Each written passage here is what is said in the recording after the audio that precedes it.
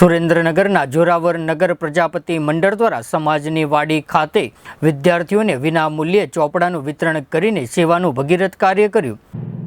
ત્યારે આ પ્રસંગે સમાજના યુવા આગેવાન મુકેશભાઈ દયાળુએ જાદુના ખેલ બતાવીને આમંત્રિત મહેમાનોને મનોરંજન પીરસ્યું હતું।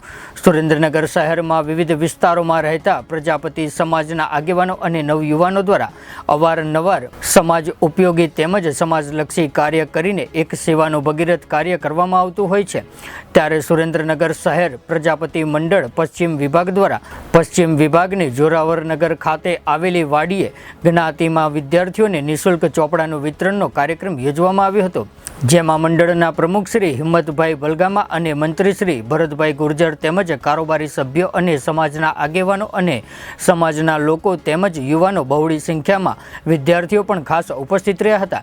ત્યારે આજના આ કાર્યક્રમમાં પ્રજાપતિ સમાજના 120થી વધુ વિદ્યાર્થીઓને વિનામૂલ્યે ચોપડા વિતરણ કરાયા હતા।